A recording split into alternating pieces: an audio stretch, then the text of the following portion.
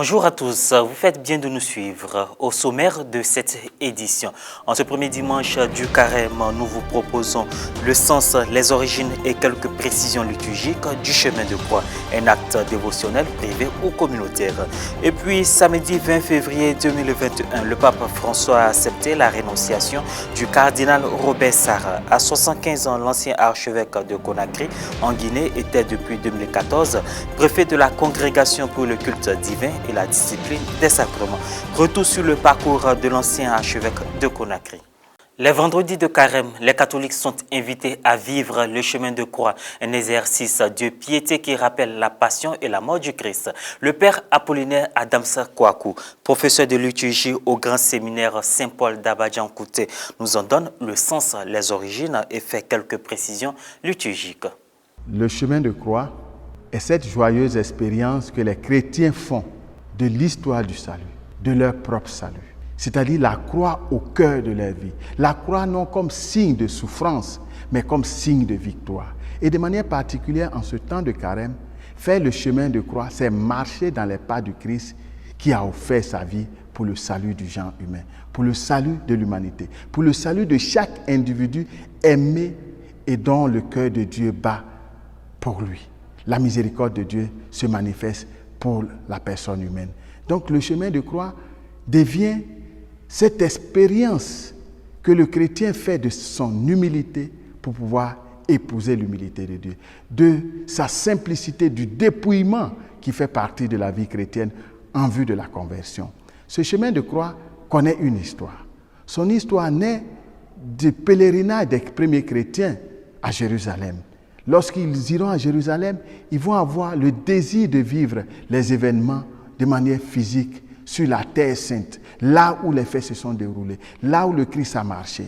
Et cela, lorsque la famille franciscaine va commencer à les accueillir, au XVe siècle, nous allons avoir ce déclenchement.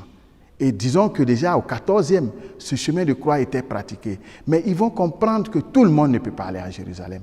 Et comme tout le monde ne va pas à Jérusalem, on se souvient de la parole de l'évangile de Saint Jean qui rappelle que là où le cœur de l'homme s'ouvre à la dimension pour accueillir Dieu, Dieu se fait présence dans sa vie. Donc Jérusalem, c'est là où nous vivons, là où nous accueillons Dieu. Alors, ce chemin de croix va se faire dans cette pratique, comme ils ont inventé aussi la crèche, pour que le Christ qui naît puisse être accueilli dans chaque maison. Ce chemin de croix-là, donc, va prendre la forme pour se diffuser partout dans la pratique de l'Église.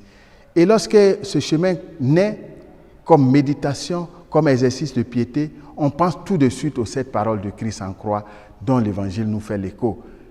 La soif du Christ, qui est la soif de l'humanité qu'il veut sauver. Le cri d'abandon du Christ, qui est l'abandon de l'homme qui ne reconnaît pas son sauveur. La mère qu'il indique comme une maternité nouvelle qui donne le salut au monde à la place de Ève qui a trahi, et ainsi de suite. Mais l'Église, dans sa riche tradition, va redécouvrir encore, au-delà de cette parole-là, les événements même qui accompagnent ce chemin de croix. Le Christ qui porte sa croix, c'est un signe pour nous rappeler toujours de porter notre croix pour marcher à sa suite. Le Christ qui est jugé, il est d'abord condamné et il tombe pour nous relever. Non une chute pour rester là, mais pour pouvoir prendre l'homme qui ne doit pas être à terre. L'homme debout, c'est l'image de la victoire que le Christ offre. Et donc les 14 stations seront une doublure des 7 pour garder toujours la perfection des chiffres que l'Église donne et indique comme chemin à parcourir. Aujourd'hui, cette pratique est restée plus constante, mais une 15e station s'est associée. Et cette 15e station naît un peu de l'expérience de Lourdes, qui sera consacrée par le pape Saint Jean-Paul II. Lorsqu'il va animer le chemin de croix au Colisée, il va donner ce sens nouveau de cette 15e station comme le regard de l'espérance que nous proclamons à chaque célébration.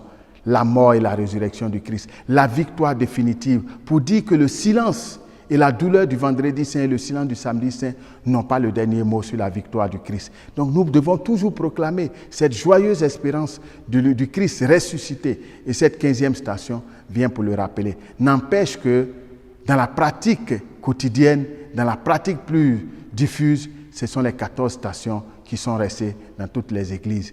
Et ce que nous remarquons dans la vie de l'église pendant le chemin de croix, surtout au temps de carême, c'est cet amalgame que certains pasteurs font, de mettre le chemin de croix au cœur de la célébration de l'Eucharistie. Il faut les dissocier.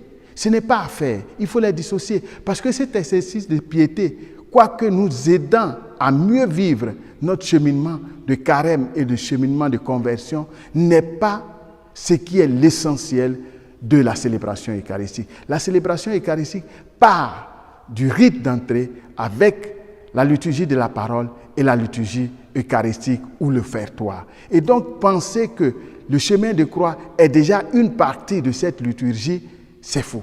Il ne faut pas les associer. Si c'est pour une question de temps, dans un monde où on court parfois, il faut réduire le nombre des stations et ainsi garder l'identité et l'intégrité de la célébration eucharistique. Il faut rappeler que le Concile le dit dans Sacrosanctum Concilium numéro 10, que la source et le sommet de toute vie chrétienne, c'est la liturgie. Mais la liturgie eucharistique, au point qu'il n'y a pas d'autre célébration qui ait le même degré que l'Eucharistie.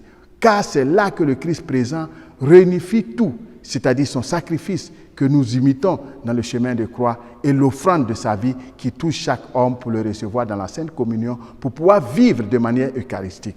C'est pourquoi ces rites ne sont pas à mettre ensemble. Quand je dis mettre ensemble, c'est l'intérieur, c'est-à-dire on pense que fini le chemin de croix, on ne lit plus les textes liturgiques du jour, on va directement à l'offertoire. C'est faux. Et Benoît XVI en donne le témoignage sur l'histoire de la messe. Il n'y a pas une partie qui se dissocie de l'autre.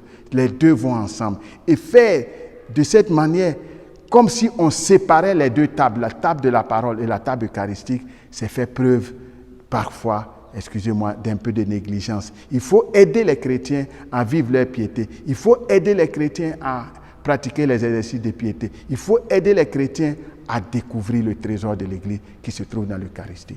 Il est depuis 20 ans l'une des grandes voix africaines de la curie romaine. Le cardinal guinéen Robert Sarah quitte ses fonctions à la tête du dicaster en charge de la liturgie quelques mois après avoir atteint l'âge limite des 75 ans.